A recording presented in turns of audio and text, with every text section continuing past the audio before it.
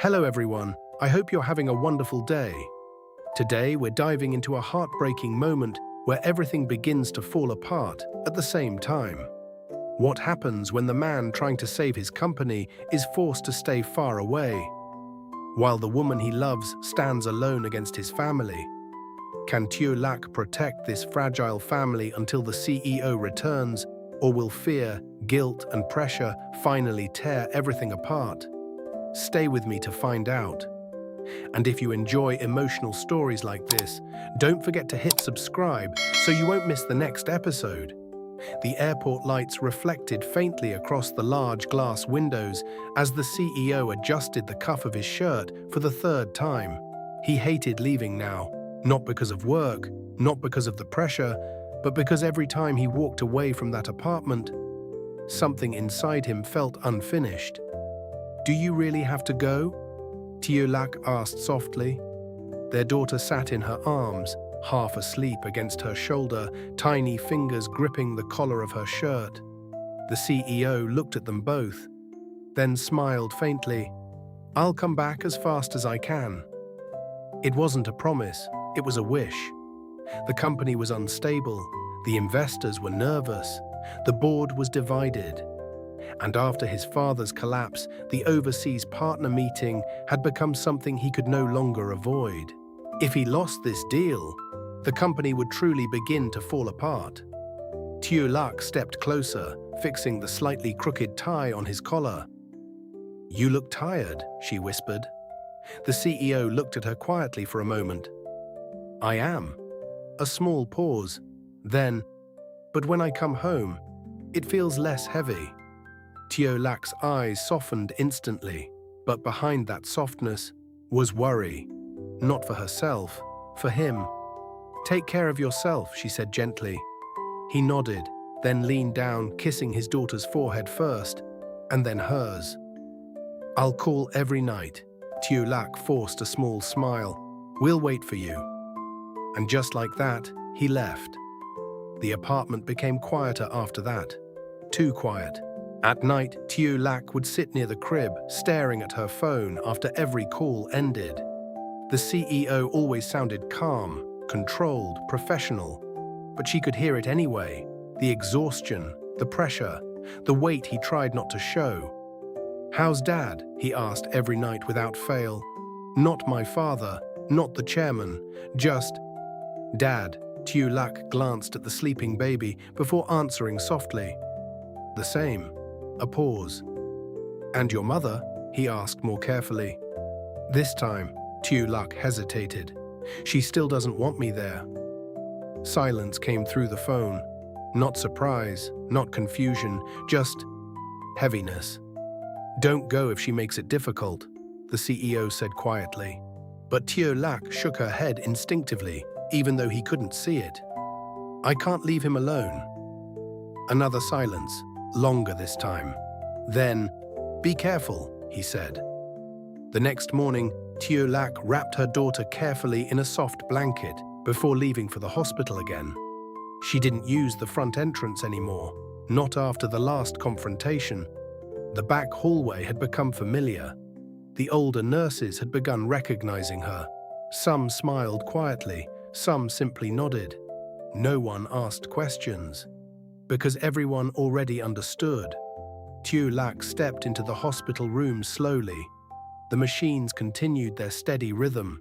The CEO's father still hadn't regained consciousness, but somehow, the room didn't feel empty anymore. "Back," she whispered softly as she adjusted the blanket around him. "We came again." The baby let out a tiny laugh, reaching toward the bed without understanding anything around her. For a moment, Tieu Lac smiled too, until the door opened. Her body stiffened instantly. The CEO's mother stood there. This time, no silence, no restraint. "What are you doing here?" she snapped immediately. Tieu Lac lowered her gaze slightly. "I just came to see back. I told you not to come again." The sharpness in her voice made the baby flinch slightly. Tieu Lac instinctively held her daughter closer. "Please lower your voice," she said softly. That only made the older woman angrier. "You still dare tell me what to do?" she said coldly. A bitter laugh escaped her lips. "My husband is lying here because of you." The words hit hard, even though Tieu Lac had already heard them before. "If you never entered my son's life," the woman continued, "none of this would have happened." Silence. Tieu Lac's fingers tightened around her daughter, but she didn't argue, because part of her still blamed herself too. The older woman stepped closer, her voice lower now, sharper. "You think staying here every day changes anything?" A pause. "You are the reason this family is falling apart." The baby began crying softly, sensing the tension. Tieu Lac immediately rocked her gently. "It's okay. It's okay." But her own voice was trembling now, the CEO's mother noticed, and somehow that trembling only deepened the distance between them. "You need to leave," she said firmly. "Today." Tieu Lac looked up slowly. "I won't stop caring about him," she said quietly. The older woman stared at her, disbelief crossing her face for just a second. "You really don't understand your place, do you?"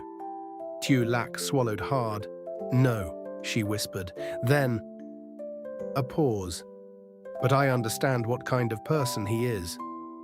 Her eyes moved toward the hospital bed. "And he wouldn't want to be left alone." The room fell silent.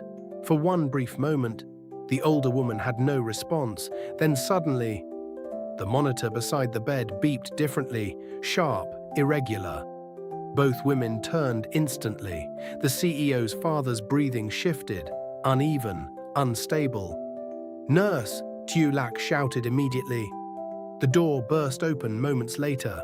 Doctors rushed inside, machines moved, voices overlapped. "Please step outside." The CEO's mother froze completely, her face pale for the first time. Tieu Lac grabbed her arm instinctively. "Back!"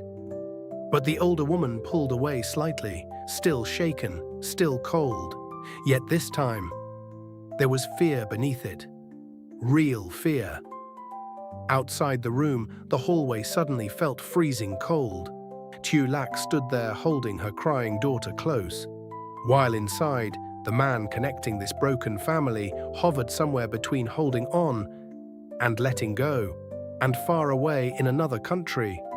Completely unaware of what was happening, the CEO stood in front of powerful investors, trying to save the company, while the family he loved most was quietly falling apart without him. The meeting room overseas was silent except for the sound of pages turning. The CEO stood at the front of the long table, presentation still glowing behind him, numbers and projections reflecting across the glass walls. Normally, this was where he thrived. Control, pressure, negotiation. But today, something felt wrong. Not with the deal, not with the investors, with him. His phone had been vibrating non-stop for the last 10 minutes. At first, he ignored it. Then came another call, and another. Finally, his eyes shifted toward the screen beside the documents. Hospital. Again.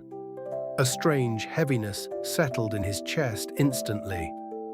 "Excuse me for a moment," he said calmly, but his voice had already changed. The investors exchanged glances as he stepped outside quickly. The moment the call connected, he spoke immediately. "What happened?" On the other side, the nurse hesitated briefly. Chairman's condition suddenly became unstable. The CEO closed his eyes tightly for 1 second. "Is he conscious?" "No." A pause. But the doctors managed to stabilize him again. Again, that word hit harder than expected. The CEO leaned against the wall slowly, one hand pressing against his forehead.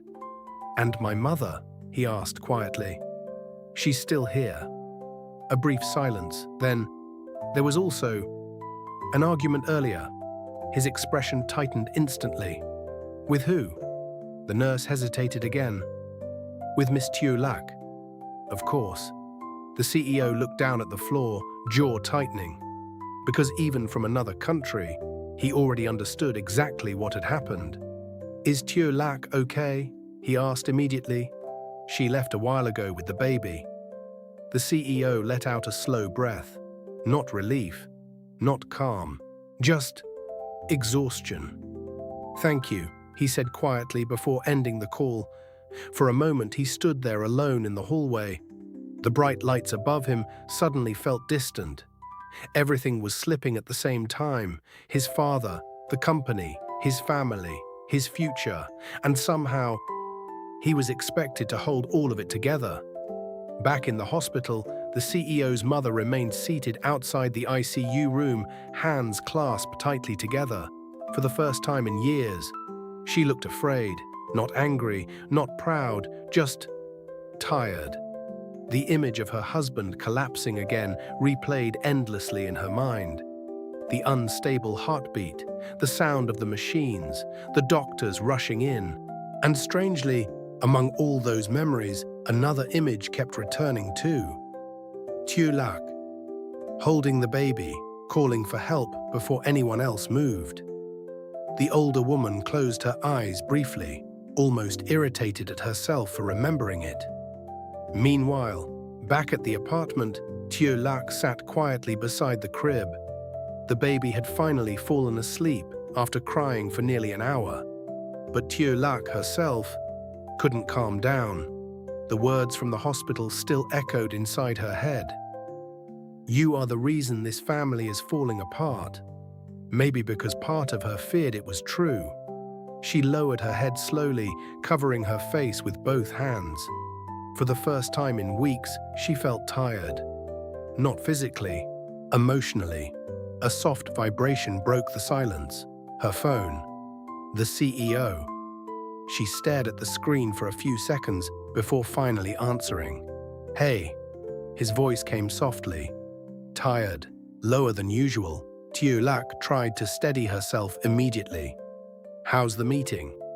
He didn't answer the question. "What happened at the hospital?" Silence, because no matter how much she wanted to protect him, he always knew. "It's nothing," she said quietly. Tieu Lac. Just hearing him say her name like that was enough to weaken every defense she had left. "She doesn't want me there anymore," Tieu Lac whispered. A pause. She said, "Everything is breaking because of me." Silence came from the other end. Long, heavy. Then finally, "She's wrong." The answer came instantly, without hesitation. Tieu Lac closed her eyes tightly. "But what if she isn't?" she whispered. The CEO leaned back against the hallway wall overseas, exhaustion finally visible across his face. "Then why are you the only one still staying?" he asked quietly. That question stopped her completely. Because it was true. Even after being blamed, even after being pushed away, even after humiliation, she still went back every day, not because she had to, because she wanted to. The CEO let out a slow breath. "I know my mother," he said, "and when she's afraid, she hurts people." A pause. "But don't let her fear become your guilt." Tieu Lac lowered her gaze slowly, tears finally slipping silently down her face. "I just want this family to stop hurting," she whispered. The CEO closed his eyes briefly. Because so did he. "I'll come home soon," he said quietly. But this time, neither of them truly believed soon would solve anything. The next morning, things became worse. News about the chairman's condition had started spreading internally. The company's stock began dropping, investors grew nervous, and the external group attempting the takeover moved faster. Inside another board meeting overseas, the CEO stood alone against a room full of pressure. "We need an immediate answer. Can your company remain stable? Is the chairman still capable of leading?" Each question came harder than the last, but this time, the CEO didn't avoid them. "My father built this company," he said firmly, "and I will protect it." A pause. "No matter what it costs." Back at the hospital, The CEO's mother stood silently beside her husband's bed again, watching the machines carefully, watching every tiny movement, waiting for something, anything. Then, a small sound outside the door, the baby's laughter, soft, familiar. Her eyes shifted slowly toward the hallway, and there, standing carefully outside the room, was Tieu Lac again, holding her daughter, not entering, not forcing herself inside, just waiting quietly. The older woman stared at her for a long moment, then unexpectedly, she looked away first. Not acceptance, not forgiveness, but not rejection either. And somehow, that tiny change felt bigger than words, because deep down, both women already understood something. The man they both cared about most was slowly collapsing under the weight of everything. And if they continued tearing each other apart, there might be nothing left for him to come home to. In this episode, the CEO is forced to travel overseas to save the company, while his father remains in critical condition at the hospital. During his absence, Tieu Lac secretly continues visiting and caring for his father, despite being rejected by his mother. The tension grows when the CEO's mother blames Tieu Lac for everything, believing her presence caused the family's downfall. Meanwhile, the company faces a takeover threat, putting even more pressure on the CEO from afar. As Tieu Lac quietly endures guilt, fear, and rejection, a small shift begins when his mother sees her loyalty and care. With the CEO far away and everything collapsing at once, the question remains: can Tieu Lac hold this fragile family together until he returns?